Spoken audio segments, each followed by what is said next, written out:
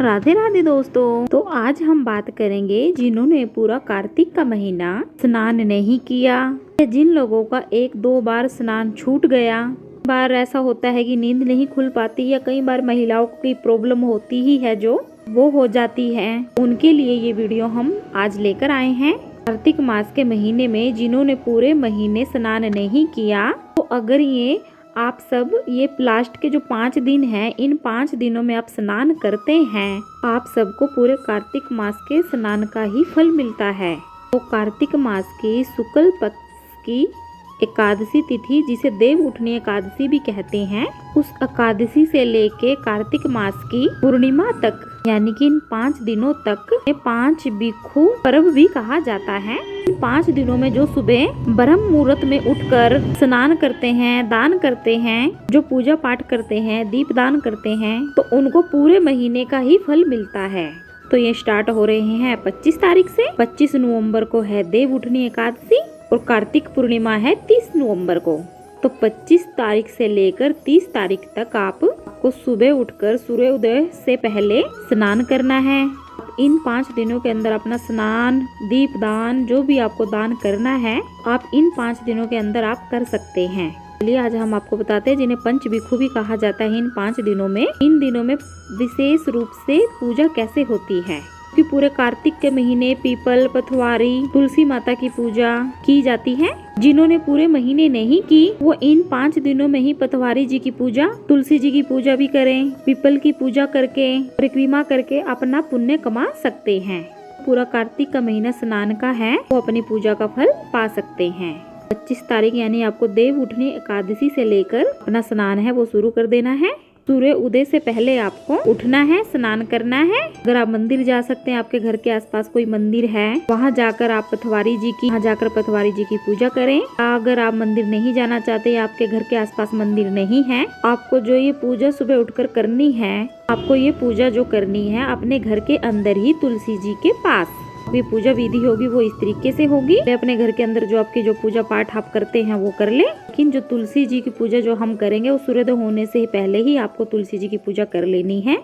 तुलसी जी पर आपको थोड़ी सी दही चढ़ानी है, थोड़ा सा कच्चा दूध, कटोरी में आप थोड़ी सी दही ले लें। इसे तो पथवारी माता जी पे चढ़ाई जाती है, पर पथवारी माता घर पे अगर नहीं है, आप तुलसी जी पर चढ़ा दें। थोड़ी सी ना के बराबर आप थोड़ी सी दही ले लें, थोड़ा सा आप ले लें कच्चा दूध। कच्चा दूध आपको पानी में मिलाना है, ऐसे आप तुलसी जी को सींचेंगे। तुलसी जी के पास जो दिया आप जलाते आए हैं, एक सुबह जलाते हो आप, एक शाम को जलाते हैं, वो दिया तो आपको तुलसी जी पर जलाना ही जलाना है। लेकिन आप जब पंच बिखन की पूजा करेंगे, तब आपको एक दिया और अलग से लेना होगा। उसके अंदर आपको लगानी होगी बाती, कि आपको सिंघाड़े चढ़ाने हैं तुलसी जी के पास। कोई भी फ्रूट ले आप, वो फ्रूट चढ़ाएं। मूली होगी, दक्षिणा होगी, साथ में आपको थोड़ी सी राई भी रखनी है। तुलसी जी पर दिया तो जलेगा ही जलेगा, लेकिन जो पंच बिखन की पूजा करेंगे उनका दिया जलेगा तेल का।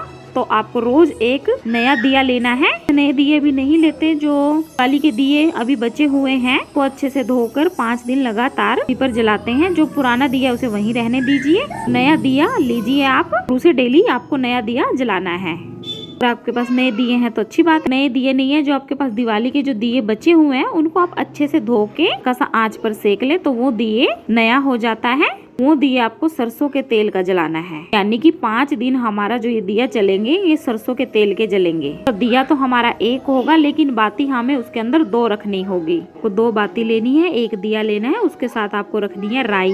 ये पूजा आपको तुलसी जी के पास बैठकर करनी है। तुलसी जी की आरती करनी है, तुलसी जी की कथा करनी है। सुबह के टाइम आप कथा और आरती करें, और शाम के टाइम आप सिर्फ आरती करें।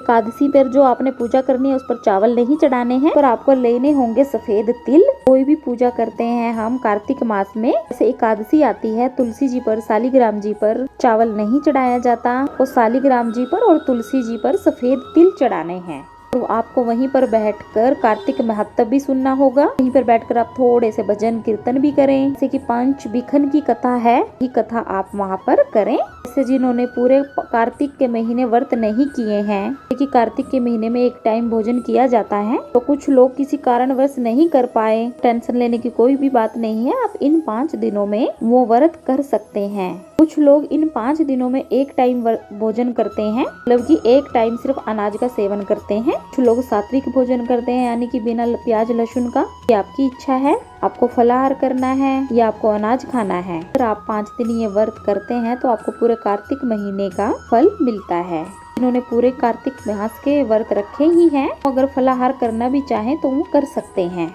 वो आपकी इच्छा है। इसलिए जब आप 5 बिखन का स्नान करेंगी, यानी कि कार्तिक मास के आखिरी ये जो 5 दिनों का स्नान करेंगी, आपको किस विधि से पूजा करनी है वो मैं आपको बताती हूँ।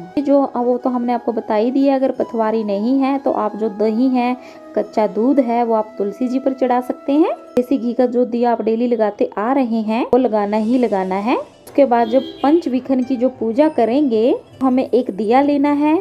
आपको 2 बाती लेनी है। बाती को आप थोड़ा बड़ा बना ले, यानी कि हमें 4 मुखा दिया जलाना है। 2 बाती ले ले बड़ी बड़ी, उनको जैसे आप दोनों साइड रखोगे तो 4 मुखा बन जाएगा। आपको लेनी है राई। तो ये 4 मुखा हम दिया जलाएंगे, ये हमें तेल का ही जलाना है, सरसों के। इस दिए की पूजा सिर्फ सुबह के टाइम ही होगी, यानी कि ये दिया हमें सिर्फ सुबह के टाइम ही जलाना है। ये आपको राई लेनी है और आपको लेना है आंवला, यानी कि सूखा आंवला। अगर आपके पास आंवला का पाउडर है तो आप आंवले का पाउडर भी ले सकते हैं। अगर आपके पास आंवला भी नहीं है, सूखा आंवला भी नहीं है, आप हरा आंवला ले लें और हरे आंवले के छोटे छोटे टुकड़े कर लें। सारी पूजा कर लेंगे, आरती कर लेंगे, तो उसके बाद आपको थोड़ी सी राई लेनी है। ये आपको प्लेट में ही रखकर जलाना है। इसी के अंदर हम डालेंगे आंवले का चूरन या आंवला।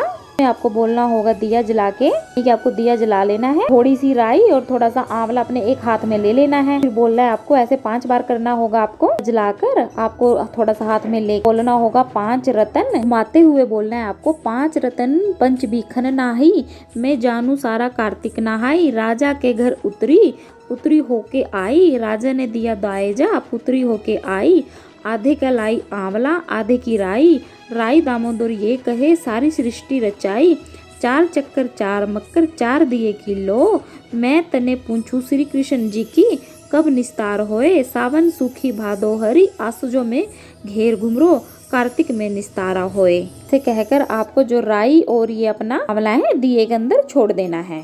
ऐसा आपको 5 बार करना है। 5 बार ऐसा करने के बाद आपको जो दिया है आपको ये वहीं पर जलता हुआ छोड़ देना है। तो आप अगले दिन ये पूजा करेंगे, आप फिर से नया दिया लेना है या पुराना लेकर उसको धोकर वो भी आप ले सकते हैं। और आपको राई और आंवला जरूर लेना है। अब आप जैसे सुबह स्नान करेंगे आप तब दिए में भी आंवला और राई जरूर रखनी है। ऐसे ही जो मैंने अभी बोला है इसको मैं लिख भी दूंगी, आप नोट कर लेना। सही जैसे मैंने बोला है घुमाते हुए 5 बार, एक बार बोला हुआ घुमा के फिर डाल दिया, दूसरी बार घुमाते हुए फिर बोला फिर डाल दिया, तीसरी बार घुमाते हुए फिर बोला फिर डाल दिया। ऐसे आपको 5 बार डालना है। तो ये हमने आपको बताया पंच बिखन की जो स्पेशल पूजा है, तो वो ये जरूर आपको करनी है।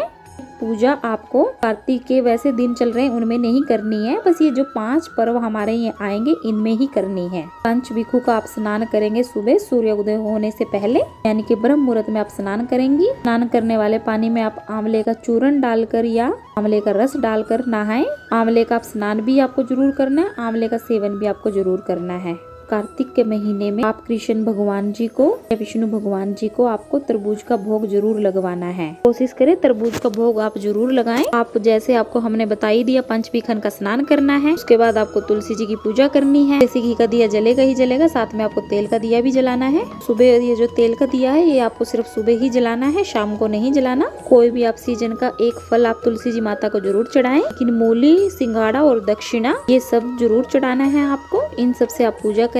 पूजा करने के बाद आप 5 रतन बिखन नाई ये आपको करना है। उसके बाद आप तुलसी जी की करनी है आरती। तो मैं आपको जो कार्तिक महत्व सुनना है, कार्तिक की कथाएं सुननी है, ये सभी कथाएं आपको यहाँ पर बैठकर पूजा के स्थान पर सुननी है। पंचबिखन की कथा तो आपको सुननी ही सुननी है इन 5 दिनों में। ये हो गई आपको पंचबिखन की आपकी पूजा, स्नान विधि और पूजा विधि। आप फलाहार कर रहे हैं तो आपको दान तो भी फलाहार का ही करना होगा। अगर आप अन्न का भोजन कर रही हैं तो आपको जो दान है वो भी अन्न का ही करना होगा। चलिए दोस्तों, अगर आपको हमारी ये छोटी सी वीडियो पसंद आई है तो वीडियो को लाइक कीजिए, चैनल को सब्सक्राइब कीजिए।